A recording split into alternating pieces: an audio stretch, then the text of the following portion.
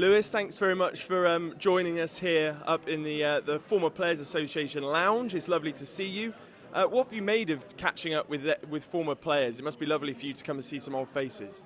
I think it's brilliant. I think it's a brilliant initiative from Scott Davison himself, who, you know, whenever we do any event, he's always said to me, he can't wait to get something put together where ex-players can come in and interact with fans, interact with each other, and just, I suppose, keep the history of the club alive. So I think the initiative from Scott and Neil Palmer and everybody involved has been amazing.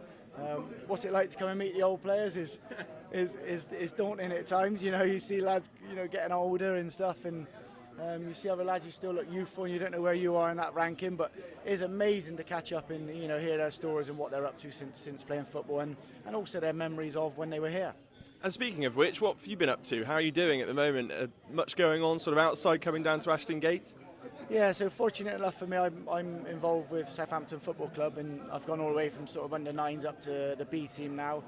And generally our games are on Fridays, other times they're on Sundays, and there's a bit of a mix when they are. And our game this week was on a Friday at Stoke away, so I was fortunate enough then to be able to turn up today. But, you know, I'm working at an amazing football club with, you know, amazing young players, amazing staff, and just it's one of those where you're just in a position where you can learn every day. And I think that's the most pleasing thing for myself, and with that I still get opportunity to spend time with the family, and obviously every now and again get the chance to come down and watch the first team here play.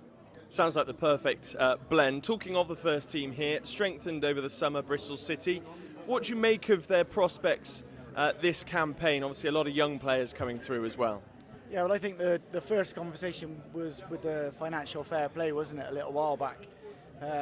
You know, and I think that can cripple some clubs, and the other part that cripples some clubs is they're trying to compete and they're trying to pay wages. And I think the way that we've done it in the past and the way they're trying to do it now with the youth again, and then mixing that with senior players for signings, I think that's the balance that pushes you forward. And, you know, some of the young boys coming through at the moment, the performances and the opportunities they're getting to have a run of games can only be beneficial for them and the club in the future. And just finally, looking ahead to the remainder of the season, do you think City can, I mean obviously last season ultimately was a bit of a disappointment in the end, but it's about those core players. Obviously Nigel has shaved down the squad to the players that he wants to work with, is much leaner in terms of numbers. Do you think we can kind of push on, maybe, you know, top half of the table, maybe even a playoff push later on in the campaign?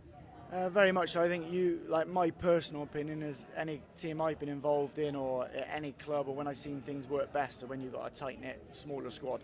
And, you know, the managers can get stick for probably a year, 18 months, but he knows who he wants out of the squad, and we all know it takes time, and when people are on decent money, it's hard to get them out of the club. So hopefully once he, you know, dwindles it down, he gets the size of the squad he wants and the players he wants. I don't see any reason why you can't push. I think we've all seen, say, what Nottingham Forest is an example, even though they had top players last season, the run they went on to make it to the playoffs. I think it is possible for anybody. It's Adriano Basso's one, isn't it? I've always believed. So you have to have belief, and you have to you know, genuinely believe that you can do it. And if you do, and you've got the top talent we've got coming through, senior players being added to the squad, there's no reason why you can't, no. Lewis, thanks so much for your time. Enjoy today. Thank you very much. Much appreciated.